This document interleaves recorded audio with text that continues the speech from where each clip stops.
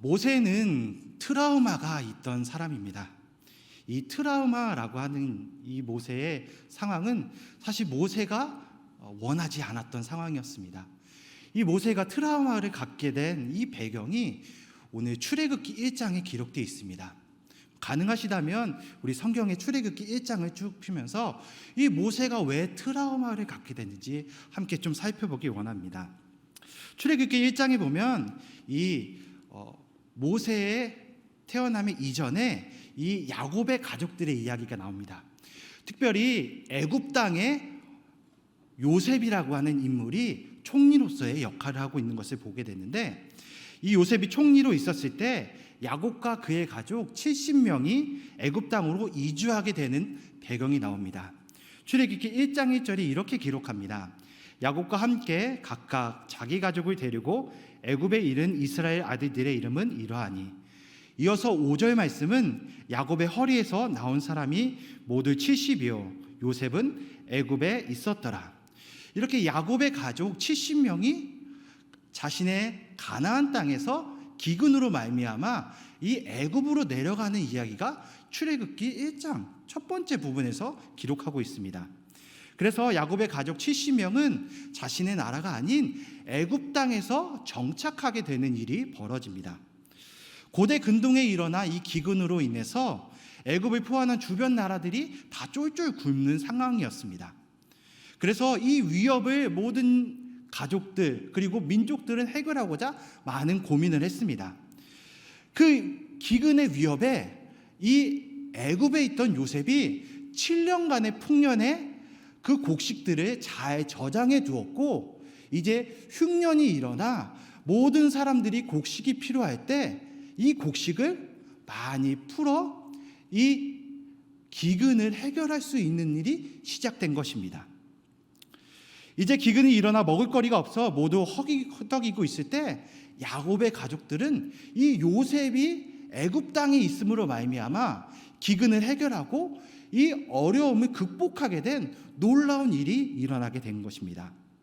이러한 상황은 오직 하나님밖에는 설명할 길이 없습니다. 아니, 어떻게 우리가 형제를 버린 그 요셉이 거기에 있을 줄 누가 알았겠습니까? 그 애굽 땅에서 풍년 때에 곡식을 저장해서 그 일을 도맡은 그 애굽의 총리에 떡하니 요셉이 있다라니, 이거는 놀랄 노차, 아니 정말 기절할 일이 아니겠습니까? 이런 상황에서 하나님은 야곱의 가족들과 요셉이 제외하게 하셨고, 그로 인해서 이 야곱의 가족 70명은 고센 땅이라고 하는 애굽의 한 땅에서 정착하며 살게 되었습니다. 야곱의 가족들에게 있어 이 요셉이 애굽에 있다라는 것은 정말 극적으로 이 위기를 벗어나는 놀라운 일입니다. 근데 반면에 애굽 입장에선 다른 입장이 기록되어 있는 것을 우리는 성경에서 읽어볼 수 있습니다. 아니, 요셉, 야곱의 가족들은 기근을 피하는 이 놀라운 일이 됐는데, 이 야곱의 가족 70명이 애굽 땅에서 어떤 일이 일어났냐면, 이 인원수가 불어나서 도리어 애굽의 입장에서는 이 야곱의 가족들이 우리들의 위협이 되었다라고 느끼게 된다라는 것입니다. 이스라엘 사람들의 인구가 늘어가는 것이 애굽 입장에선 크나큰 위협이 되었다라는 것입니다. 그를 출애굽기 1장 8절과 11절에서는 이렇게 기록하고 있습니다. 요셉을 알지 못하는 새 왕이 일어나 애굽을 다스리더니 그가 그 백성에게 이르되 이 백성 이스라엘 자손이 우리보다 많고 강하도다. 자, 우리가 그들에게 대하여 지혜롭게 하자. 두렵건대 그들이 더 많게 되면 전쟁이 일어날 때에 우리 대적과 합하여 우리와 싸우고 이 땅에서 나가게 하노라 하고, 감독들을 그들 위에 세우고 그들에게 무거운 짐을 지워 괴롭게 하여 그들에게 바로를 위하여 국고성 비돔과 라암색을 건축하게 하니라 라고 말합니다. 이렇게 애굽 땅의 위험 요소가 이스라엘 민족이 되었다라는 것입니다.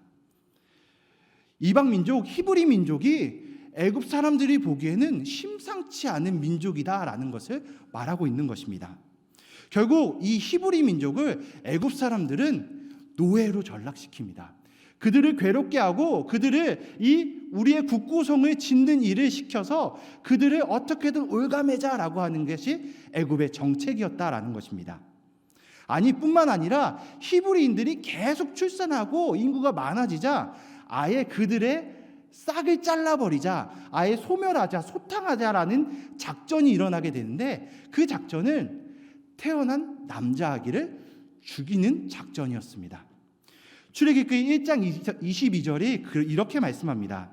그러므로 바로가 그의 모든 백성에게 명령하여 이르되 아들이 태어나거든 너희는 그를 나일강에 던지고 딸이거든 살려두라 하였더라. 애굽에서 태어나는 히브리인의 아들은 이 모조리 죽여버리라라고 하는 명령이 바로 입에서 떨어진 것입니다.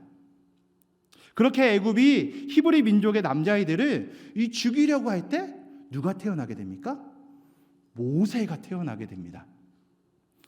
그의 어머니 요게벳은 이 예쁜 아들, 하나밖에 없는 이 멋진 아들을 어떻게든 살리고자 애를 씁니다. 그래서 무려 석 달 동안 숨기고 또 숨깁니다. 근데 이 압박이 얼마나 심한지 더 이상 이 아들을 숨길 수 있는 상황이 되지 못합니다. 그래서 이 요게벳이 내린 마지막 결정, 그것은 요람 갈대 상자를 만들어 거기에 나무진과 역청을 발라 이 아이를 거기에 두고 나일강가에 뛰어보내는 일을 이 어머니가 합니다. 자기 자식을 건사하지 못하고 그 어쩔 수 없이 자식을 그렇게 보내야 되는 이 어미의 마음이 얼마나 안타깝습니까? 그래도 어떻게 이 강가에 세우면 그 아이가 살아나겠지 하는 그 신락 같은 그 소망이 그 요게벳에게 있었습니다. 그런데 더 놀라운 것은 이 모세를 그렇게 나일 강가에 띄웠을 때 그의 누이가 그 아들, 그 동생이 어떻게 되는지 보려고 계속 따라갑니다.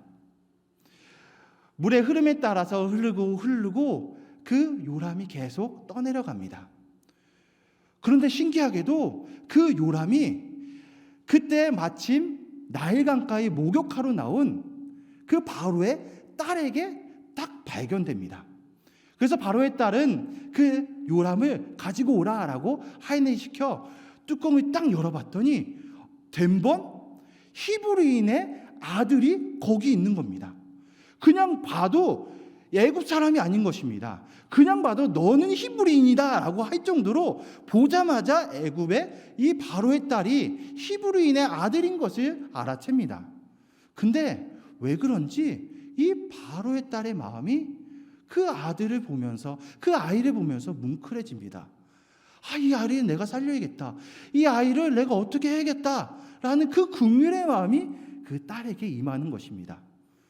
그래서 이 바로의 딸은 그 히브리인의 아들이지만 그를 아들로 삼는 이 희한한 일이 벌어지게 됩니다. 어찌 애굽 사람의, 특별히 바로의 딸 이 공주가 이런 일을 어떻게 할 수 있겠습니까? 그런데 그 일이 벌어집니다. 그의 누이 미리암이 이를 계속 지켜보다가 이 바로의 딸이 그 아이를 거두는 것을 보고 달려가서 젖먹일 사람이 필요하지 않냐라고 얘기하고 결국 그 어머니 요게벳이 아이 젖을 먹이는 그 일이 모세에게 벌어집니다. 그리고 바로의 딸 공주는 그 아이를 이름을 이렇게 붙입니다. 물에서 건짐받은 자 모세. 그가 모세가 된 것입니다. 그런데 이 모세는 바로의 딸에게 40년 입양되어 애굽에서 40년 동안 지내게 되는데 모세는 트라우마를 안고 다시 삶을 시작했습니다. 그가 원해서 삶이 그렇게 애굽 왕의 바로의 딸에게 입양된 게 아닙니다. 그저 죽을 수밖에 없는 상황에서 어찌저찌 이렇게 됐든 나는 모르겠어, 왜 내가 여기 있는지 모르는 상태에서 그가 바로의 딸의 그 아들이 되어서 애굽에서의 삶이 그에게 시작된 것입니다. 그런데 어찌 그가 히브리인이라는 게 지워지겠습니까? 얼굴만 딱 봐도 히브리인이라는 것, 우리 애굽 땅에 있는 이방 민족이라는 걸 누가 봐도 아는 상황에서 그가 왕실에서 바로의 딸의 아들이라고 한다 할지라도 그의 그 마음에 트라우마가 계속 여전히 남아있게 되는 것입니다. 사도행전 7장 22절에서 23절은 이 모세가 40년 동안 어떻게 이 애굽의 왕실에서 지내는지를 말해주고 있습니다. 모세가 애굽의 사람의 모든 지혜를 배워 그의 말과 하는 일들이 능하더라. 나이가 40이 되매 그 형제 이스라엘 자손을 돌볼 생각이 나더니 한 사람이 원통한 일을 당함을 보고 보호하여 압제받는 자를 위하여 원수를 갚아 애굽 사람을 쳐 죽이느니라 라고 말합니다. 또한 출애굽기 22장 11절에서 12절도 이 모세가 애굽 사람을 죽이는 일을 이렇게 기록합니다. 모세가 장성한 후에 한 번은 자기 형제들에게 나가서 그들이 고되게 노동하는 것을 보더니 어떤 애굽 사람이 한 히브리 사람 곧 자기 형제를 치는 것을 본지라.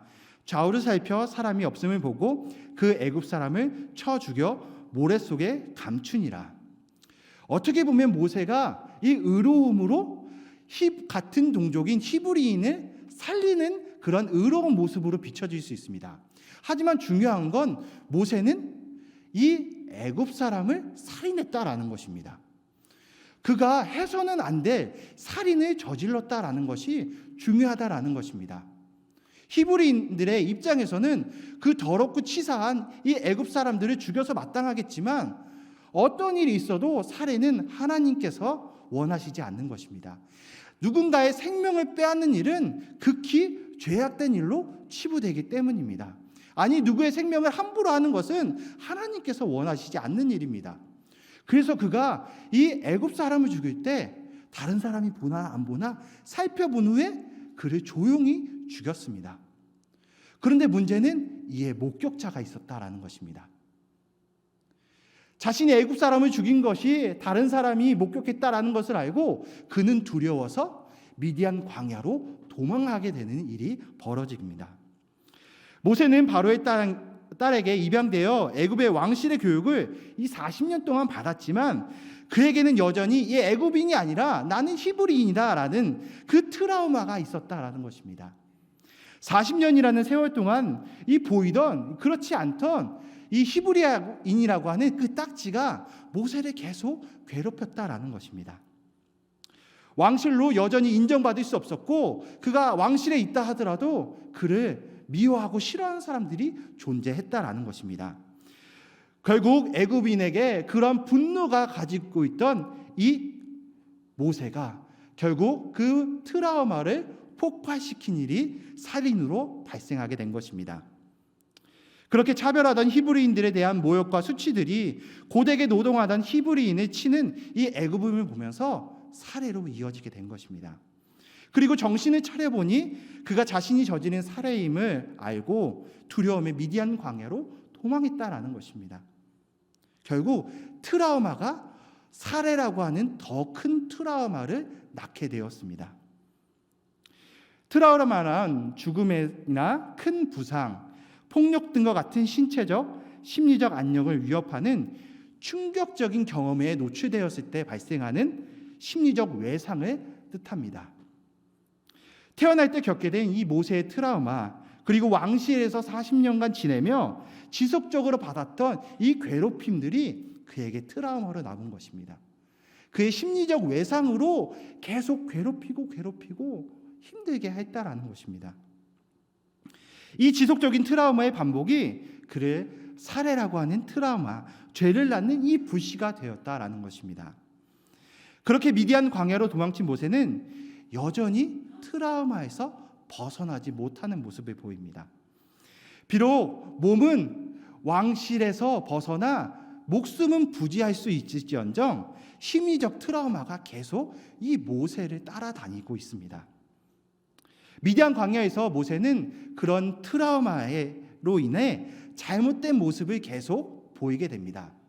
이것을 두 가지로 살펴볼 수 있는데 첫 번째로는 이 트라우마가 자신의 자손에게까지도 영향을 미친다라는 것입니다. 출애굽기 2장 21절 이하에 보면 이 모세가 미디안 광야에 나가 그 미디안 제사장의 7딸 중 한 명인 십보라와 혼인하게 됩니다. 그 사이에서 아들을 하나 낳게 되는데 그 아들의 이름을 게르솜이라고 짓습니다. 근데 이 게르솜이라고 하는 이름의 뜻이 뭐냐면 타국에서 나그네가 되었다라고 하는 뜻입니다. 아니 이 아들의 이름을 짓는데 너의 이름은 타국에서 나그네가 되었어 라고 하는 아들의 이름을 짓는 건 이거 상상이나 할 수 있겠습니까? 그가 가진 트라우마가 이 아들에게 투영되는 것입니다. 대개 자녀가 태어나면 그 아버지나 어머님은 이 자식을 복으로 생각하지 않습니까? 아이고 잘 태어났다. 그래 내 아들 내 딸 하면서 얼마나 애지중지합니까? 근데 그러한 그 애지중지함이 보통 자녀들의 이름을 지면서 잘 나타나는데 모세는 이름을 너는 나그네야. 타국에서 나그네야. 너는 그렇게 살아야 돼. 라고 하는 자녀의 이름을 짓는 것을 보면 자신의 트라우마를 이 자식에게 물려주는 이 끔찍한 일을 저지르게 되는 것입니다. 자신의 내면에 얼마나 깊은 상처가 있으면 이 자식의 이름을 이렇게 짓느냐 말입니다. 성도님들, 나의 트라우마가 내 자손에게까지 영향을 미칩니다. 이는 무서운 것입니다. 내 때에 끊어져야 되는 이 치욕스러운 트라우마를 자손에게까지 이어주겠냐 말입니다. 바라기는 성도님들에게 이 트라우마라는 것이 있다면 내 때에 끊기기를 바랍니다. 아니 끊어내야 할 것입니다. 그렇지 않으면 내 자손, 내 후손들에게 내가 가진 이 아픔들, 트라우마가 그들의 것이 되어서 그들도 여전히 헤어나지 못하는 트라우마에서 계속 어려움을 겪게 되는 것이 아니겠습니까? 바라기는 이런 비극이 끊기고 우리 성도님들은 트라우마를 이겨내 자손들이 하나님의 복된 자녀들이 되기를 축원합니다. 또한 두 번째로 미디안 광야에서 이 모세가 계속 트라우마에 쌓여 잘못된 모습, 두 번째는 하나님의 말씀에 믿음으로 반응하지 못하는 이런 불상사가 일어납니다. 출애굽기 3장에 보면 호렙산에서 하나님은 이 떨기나무 가운데 꺼지지 않는 불로 나타나 모세를 부르는 이야기가 나옵니다. 그런데 모세는 이때 하나님의 그 얼굴을 배우기를 굉장히 두려워합니다. 이어서 하나님은 모세에게 이스라엘 자손을 너가 애굽 땅에서 인도하여 내야 된다라고 하는 이 부르심의 명령을 하고 있습니다. 그 명령에 모세는 출애굽기 3장 11절에 이렇게 답합니다. 모세가 하나님께 아뢰되 내가 누구이기에 바로에게 가며 이스라엘 자손을 애굽에서 인도해 내겠습니까? 라고 말합니다. 한마디로 모세는 나는 못합니다. 저는 안 됩니다. 라고 말하고 있는 것입니다. 이어서 13절에서도 자신의 상황을 이렇게 말합니다. 모세가 하나님께 아뢰되 내가 이스라엘 자손에게 가서 이르기를 너희의 조상의 하나님이 나를 너희에게 보내셨다 하면 그들이 내게 묻기를 그의 이름이 무엇이냐 하리니 내가 무엇이라고 그들에게 말합니까? 라고 말하고 있습니다. 한마디로 뭡니까? 저는 하나님 모릅니다. 저는 하나님 모르니까 어떻게 하나님을 이스라엘 사람들한테 소개할지 모르겠습니다. 라고 말하고 있는 거죠. 믿음이 있는 사람의 얘기입니까? 전혀 믿음이 없는 사람의 이야기입니다. 저는 이 모세의 말을 보면서 참 이렇게 고구마 100개 먹은 처럼 너무 답답했습니다. 지금 전능하신 하나님께서 정말 꺼지지 않은 그 불을 떨기나무 가운데서 나타나 너에게 신을 벗으라 라고 말하면서 그를 불러 출애굽시키는 일을 너에게 담당시키겠다라고 말하며 말씀하고 계시는데 전혀 하나님이 누구신지 모르고 이 신비한 기적의 일을 그가 제대로 이해하지 못하고 있는 상황입니다. 한마디로 믿음 없는 사람의 전형적인 모습이 아닐까 싶습니다. 참 모세가 이렇게 답답한 인물일 줄 누가 알았겠습니까? 이만큼 하나님의 말씀에 그는 믿음으로 전혀 반응하지 못합니다. 그런데 성도님들, 이 모세가 이럴 수밖에 없는 이유, 믿음이 전혀 없는 듯한 모습을 보이는 이유, 조금 더 생각해 보면 이 트라우마가 가진 특징이 하나님과 우리 사이를 계속 가려버린다라는 것 때문입니다. 트라우마의 상처가 깊을수록 앞뒤를 생각하지 않습니다. 트라우마는 우리가 앞에 것, 뒤에 것 이거를 생각하지 못하게 하는 이 가림막이 된다라는 것입니다. 제가 왜 그렇게 생각했냐면 우리나라에 최근에 화두가 되고 있는 한 가지 사건 때문에 그랬습니다. 최근에 묻지마 테러라고 하는 이야기를 들어보셨습니까? 뉴스를 보면 이 묻지마 테러 사건이 계속 나타나는 것을 우리가 볼 수 있습니다. 지난 5월 26일경 한 여성이 과외 앱을 통해서 처음 만난 20대 여성을 무참히 살해했습니다. 토막 살해해서 그를 캐리어에 담아서 끌고 가 유기해버렸습니다. 또 7월 21일 신림동 길거리에 한 남성이 흉기를 휘둘러서 4명의 사상자가 발생했습니다.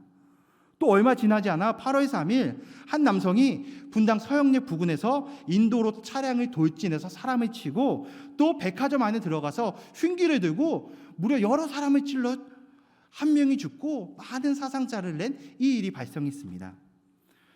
성도님들 혹시 히키코모리라고 하는 말을 들어보셨습니까?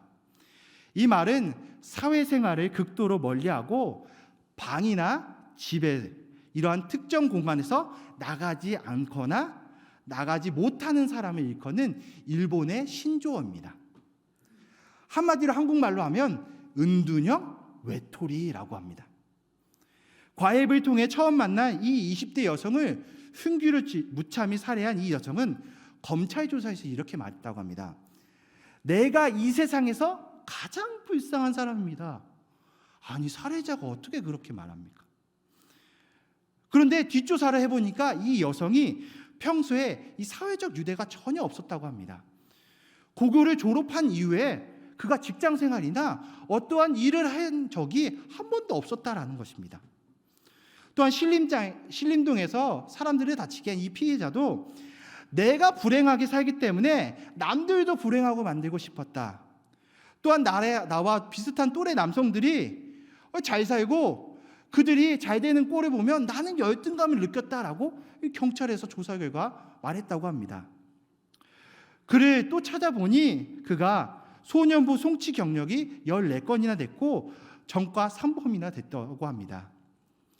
또한 거기에 그치지 않고 서현역 사건에서도 이 피해자는 평범한 중산층의 가정에서 자랐는데 그의 삶을 돌아보니 특목고 진학에 실패한 뒤에 일반고를 자퇴해버리고 홀로 가족들과 떨어져 외톨이처럼 지냈다고 합니다.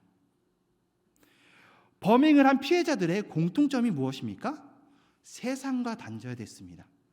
자기 안에만 갇혀서 은둔형 외톨이로 지냈다라는 것입니다.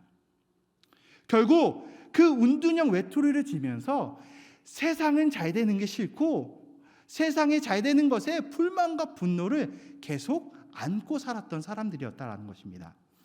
결국 이러한 불만과 분노가 시한폭탄처럼 째깍째깍 잠들어 있다가 한 번에 폭발하여 많은 사람들을 이 어려움에 빠뜨리는 이 심각한 일이 발생했다라는 것입니다. 그래서 최근 벌어진 이러한 묻지마 테러에서는 이들의 공통적으로 트라우마라고 하는 이 심리적 외상이 있었고 트라우마의 상처가 깊어 이 사회생활에 앞뒤를 구분하지 못하는 이러한 심리적 어려움이 있었다라는 것입니다. 모세도 이런 모습에서 바라보면 지금 트라우마가 자신뿐만이 아니라 자신의 가족들 그리고 하나님 앞에 그 제대로 볼 수 없는 이 영적 눈안을 가리는 또 심리적 눈을 가리는 이 고통스러운 일이 발생하게 된 것입니다. 앞뒤 생각을 하지 않는 이 현실적 판단이 약해진 상태에서 그 어떤 범행도 일어나기에 충분했다라는 것입니다. 사실 하나님께서는 모세를 부를 때 참 특이하게 부르신 것이 한 가지가 있습니다. 출애굽기 3장 6절에 보면 모세를 부를 때 이렇게 부릅니다. 또 이르시되 나는 내 조상의 하나님이니 아브라함의 하나님, 이삭의 하나님, 야곱의 하나님이라. 모세가 하나님을 배웠기를 두려워하여 얼굴을 가리매라고 말합니다. 하나님이 모세를 부를 때 뭐라고 합니까? 나는 아브라함의 하나님, 이삭의 하나님, 이 야곱의 하나님이다라고 말합니다. 근데 도대체 이 이야기의 뜻이 뭡니까? 왜 모세를 부를 때 모세야 모세야 부르지 않고 나는 아브라함의 하나님, 이삭의 하나님, 야곱의 하나님이다 라고 먼저 말씀하셨을까라고 하는 궁금증입니다. 바로 그 뜻은 하나님께서 내가 너가 태어나기 이전부터 너의 조상들을 통해서 너가 이 세상에 나오고 너를 통해 계속 내가 나의 뜻을 이어갈 것이다 라고 하는 그 연속성을 말하고 있는 것입니다. 그러므로 너는 택한 족속이고 택한 백성이고 앞으로 내가 너를 이끌어갈 것이라고는 그 하나님의 뜻이 이 앞선 조상들의 이름을 먼저 부르면서 이 맥락을 모세에게 전해지고 있다라는 것입니다. 앞선 조상이 없으면 그는 태어나지 않습니다. 부모님이 없으면 태어나는 자식들이 없다라는 것입니다. 어찌 부모 뱃속에서 10개월 동안 잉태하지 않은 아이가 태어날 수 있겠습니까? 앞선 세대가 있지 않으면 그 다음 세대는 없는 것입니다. 마찬가지로 모세 너가 있기 전부터 너의 조상의 그 모든 하나님이 되어서 내가 여기까지 너를 인도했다. 그러면 앞으로 너의 후손들도 내가 인도할 거지라는 이 하나님의 성품과 하나님의 뜻이 여기에 담겨져 있다라는 것입니다. 그러므로 너는 애굽인이 아니야. 너는 내가 택한 나의 백성, 내 자녀야 라고 하는 이 뜻이 여기에 담겨져 있는 것입니다. 여기에 모세는 외로워할 필요가 없습니다. 하나님이 나를 창세전부터 아시고 나의 조상 때부터 계속 나를 태어나게 하기 위해서 계속 나를 이끌어 오셨구나라는 것을 느낄 수 있는 부분이 여기서 나타납니다. 그런데 모세는 뭐라고 말합니까? 하나님의 얼굴을 배웠기를 이렇게 얼굴을 가린다라고 말합니다. 그의 출생부터 시작하여 모든 것을 알고 너를 이해하는 너의 하나님이라는 것을 하나님께서 말씀해 주시는 것인데, 모세는 이 트라우마라고 하는 것에 갇혀 내 조상이 누구인지도 내가 왜 여기 있는지도 앞뒤 분간 못하는 이 처절한 심리적 갈등에 놓인 사람이 되어버린 것입니다. 모세는 혹시 속으로 이렇게 말한지는 모르겠습니다. 트라우마에 갇혀 내가 세상에 제일 불쌍한 사람이다. 내가 불행하기 때문에 남들도 불행해야 된다. 저 사람이 잘 되는 나는 열등감이 느껴져 라고 외치고 있었진 않았나 모르겠습니다. 나는 치열한 경쟁에 낙오하고 가족과 떨어져 살다 보니 나는 외톨이다 라고 속으로 외치고 있진 않았나 생각해 봅니다. 다른 사람들이 행복해 보이는 게 싫어. 나는 그런 사람들이 내 주변에 없었으면 좋겠어 라고 이 트라우마에 갇혀서 남들이 어떻게 지내는 것에 다 싸그리 없애버리고 싶은 그 충동이 일어나지 않았나 싶습니다. 히키코모리, 이 은둔형 외톨이가 모세입니다. 누구의 말도 듣지 않는 자기 안에 갇힌 모세가 되어버렸습니다. 그래도 하나님이 참 대단하신 분인 것은 그를 끝까지 부르시고 그를 부족한 면을 계속 채우고 계신 하나님이다라는 것을 우리가 말씀 속에서 볼 수 있습니다. 출애굽기 4장에 보면 하나님께서 모세에게 지팡이를 하나 건네줍니다. 그리고 그걸 던져보라 라고 했을 때 이 지팡이가 뱀이 됩니다. 또한 네 손을 품속에 딱 넣어봐라. 그리고 꺼내보라 라고 했더니 이 손에 나병이 일어나는 것입니다. 그리고 다시 이 손을 품에 넣어라. 그리고 다시 빼라 하니 나병이 깨끗해지는 것입니다. 계속 하나님의 이 표적을 보여주면서 내가 전능한 하나님이고 내가 너를 인도할 거다라는 것을 계속 알려주고 계십니다. 그런데 모세는 이러한 기적 하나도 달갑지 않습니다. 여전히 그는 이 트라우마에 갇혀서 하나님에 대한 신뢰를 계속 보이지 못하고 있는 것입니다. 그런데도 하나님은 계속 이렇게 말씀하십니다. 출애굽기 4장 11절에서 12절에 이렇게 말씀하십니다. 여호와께서 그에게 이르시되 누가 사람의 입을 지었느냐? 누가 말 못하는 자냐? 못 듣는 자냐? 눈 밝은 자냐? 맹인이 되게 하느냐? 나 여호와가 아니냐? 이제 가라. 내가 내 입과 함께 있어서 할 말을 가르치라. 이 말이 무엇이냐면 모세가 자기가 입이 뻣뻣하고 둔하여 이스라엘 백성에게 가서 하나님을 소개 못하게 할 때 하나님께서 내가 너에게 할 말을 주겠다. 그냥 너는 가라 라고 말씀하고 계시는 것입니다. 이어 모세는 하나님 앞에 주님 저는 못합니다. 보낼 만한 자를 보내소서 하고 계속 거절하는 모세의 모습을 보입니다. 모세의 완강함이 계속 있습니다. 이 말이 통해야지 뭘 긍정적으로 뭘 시키든 말든 이 하나님 참 답답하지 않겠습니까? 정말 징그럽게 말씀 안 듣습니다. 보통이 아닙니다. 근데 하나님은 이 더 보통이 아닌 것이 여기에 나타납니다.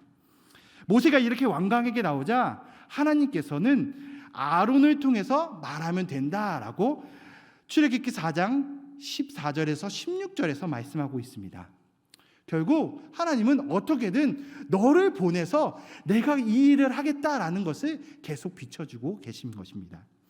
성도님들, 이 모세와 하나님 간의 엎치락뒤치락하는 이 끈질긴 대화의 장면을 보면서 하나님의 속성은 무엇입니까?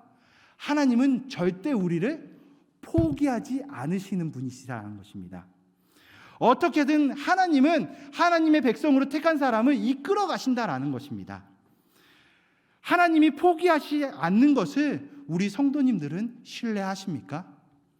그렇다면 하나님이 나를 포기하지 않는다는 것, 하나님이 내 주변에 심리적으로 트라우마를 겪고 계속 고통 중에 있는 사람을 만약에 택하면 하나님께서는 그를 계속 이끌기 위해서 노력하실 것입니다. 그러므로 하나님이 우리를 포기하지 않고 나를 포기하지 않고 내 주변에 있는 사람을 포기하지 않는다면 나 또한 이 트라우마에서 나를 포기하지 않으시기 바랍니다. 또 내 주변에 트라우마로 고통받는 사람이 있다면 그를 포기하지 마시기 바랍니다. 정말 말이 안 통하고 대화하는 것이 힘들다 하더라도 끝까지 그에게 하나님이 치유하심을 말하시기 바랍니다. 그렇게 하나님이 포기하지 않으시니까 어쨌든 모세도 변화의 시작을 이끌어내는 것을 우리가 볼 수 있습니다. 출애굽기 4장 18절에서 모세가 장인 이드로에게 갑니다. 그래서 장인어른, 제가 안 되겠습니다. 애굽 땅으로 가서 하나님이 하신 대로 해야겠습니다 라고 허락을 받습니다. 그때 장인 이드로는 그래 평안히 가라 라고 말합니다. 아직 그의 트라우마가 완전히 없어진 상태는 아닙니다. 트라우마를 아는 채 그는 나아갑니다. 모세와 아론이 바로에게 가서 이스라엘 백성을 이제 놓아주십시오 라고 외칩니다. 그때 바로가 그래 내가 놓아줄게 라고 했겠습니까? 전혀 그렇지 않습니다. 우리의 국고성 비돔과 라암셋을 짓는 이 톡톡한 성과를 이룬 바로가 노예 생활에 있는 이 인력을 함부로 놔주겠습니까? 전혀 그렇지 않았습니다. 모세는 완강하게 끝까지 버텼습니다. 몇 번이나 버텼냐면 10번이나 버텼습니다. 하나님께서 10가지 재앙을 통해서 끝까지 이 이스라엘 백성들을 출애굽시키기 위해서 바로와 계속 대적하고 바로와 계속 끈질긴 싸움을 하는 것을 우리가 다 알고 있지 않습니까? 이를 통해서 이 바로의 완악함이 계속 하나님과 충돌하는 모습을 볼 수 있습니다. 그런데 어디에서 바로가 손을 듭니까? 바로 10번째 재앙, 이 장자의 죽음의 재앙에서 이 바로가 두 손을 들고 항복하게 됩니다. 이제 이스라엘 백성들의 출애굽이 허락되었고 모세와 이스라엘 백성은 430년에 이 애굽의 종살이를 그치고 출애굽하는 그 일이 시작됩니다. 이제 종살이를 끝나고 그들은 하나님이 허락하신 적과 흐르는 그 가나안 땅으로 이동하게 됩니다. 그런데 여기서 한 가지 문제가 생기는 것은 바로가 마음을 바꾸는 것입니다. 때마침 이스라엘 백성들이 그 앞에 홍해바다에 다다랐을 때 이 바로의 병거와 또 그의 군사들이 뒤에서 쫓아오게 되는 것입니다. 그 상황이 오늘 본문 출애굽기 14장에 기록되어 있습니다. 그런데 특히 오늘 본문에서 모세의 중요한 변화된 모습을 볼 수 있는 것입니다. 오늘 본문의 그 말이 모세의 말인데 앞서서는 전혀 소통되지 않는 이 트라우마에 갇혀서 뭐라고 해도 말 안 듣고 이 귀가 가려진 모세의 모습이었는데, 이제 모세가 이스라엘 백성들 앞에서 참 변화된 모습으로 말하는 장면이 오늘 출애굽기 14장 13절에서 14절의 말씀입니다. 우리 다시 한번 이 말씀을 복기하면서 우리 한번 이 말씀 읽어보겠습니다. 13절 14절입니다. 시작. 모세가 백성에게 이르되 너희는 두려워하지 말고 가만히 서서 여호와께서 오늘 너희를 위하여 행하는 구원을 보라. 너희가 오늘 본 애굽 사람을 영원히 다시 보지 아니하니라. 여호와께서 너희를 위하여 싸우시리니 너희는 가만히 있을지니라. 어떻습니까? 모세가 바뀐 모습이 보이십니까? 이 모세가 한 말 맞습니까? 앞서 그렇게 징글징글하게 말을 안 듣던 모세의 변화가 여기서 나타납니다. 저는 생각하기론 모세가 10가지 재앙을 보면서 마음을 돌이킨 것 같다라는 생각을 합니다.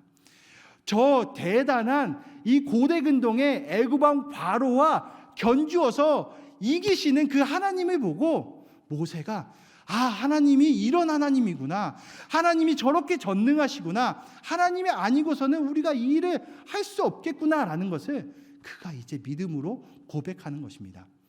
그래서 이스라엘 백성들이 출애굽하여 뒤에서 쫓아오는 이 바로의 병거들과 그리고 앞에 홍해에 가로막혀 이 어떻게 할 수 없는 진퇴양난 속에서 끙끙대고 또 모세에게 이렇게 불평불만을 쏟아내는 이스라엘 백성들에게 야 너희들 가만히 있어, 하나님이 구원하시는 것을 너희가 봐야 돼 라고 외치고 있습니다. 정말 극적인 변화입니다. 이 하나님 트라우마에 쌓였던 모세를 트라우마에서 극복하게 하십니다. 성도님들 어떠십니까? 하나님이 여러분의 트라우마를 고치실 수 있겠습니까? 하나님은 끈질기게 여러분의 트라우마를 잡고 흔드실 것입니다. 그 흔들림 속에 결국 우리가 담대히 나가야 될 때 그때 하나님을 인정하는 말을 할 것입니다.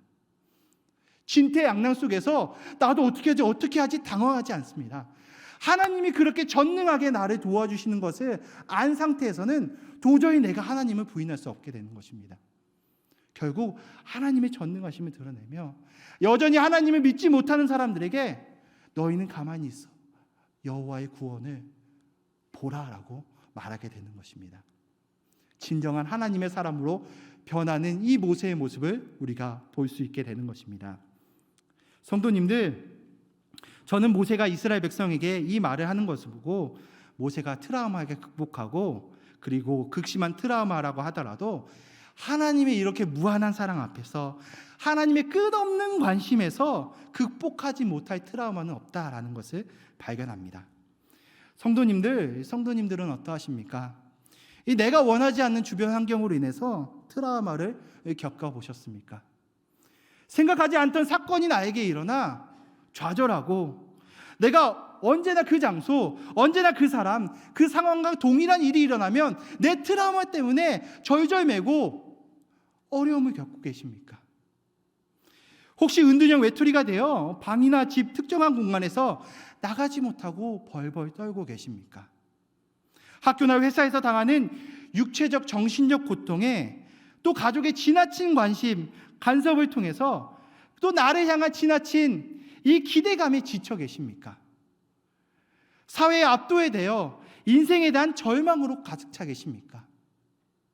그래서 내 속의 말이 이 세상에서 내가 제일 불쌍하다, 내가 불행하게 살기 때문에 다른 사람들이 행복하는 건 보기 싫다, 나는 나고자다, 나는 외톨이다 라고 외치고 계십니까? 그런 이에게 우리 하나님은 말씀하십니다. 나는 내 조상의 하나님이니 아브라함의 하나님, 이삭의 하나님, 야곱의 하나님이라. 나는 너를 알아, 나는 너를 부르는 하나님이야 라고 말씀하십니다.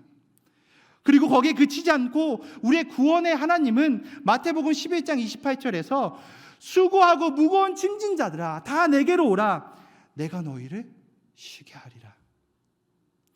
무엇인가 될 듯 되지 않고 적응도 어렵고 삶의 좌절이라는 것이 밀려올 때 그래도 세상은 살만하다고, 그래도 세상을 살아보라고 너의 자존감과 삶의 시련이 올 때 우리 주님은 그래, 수고하고 무거운 짐 너 나에게 오라 부르고 계십니다.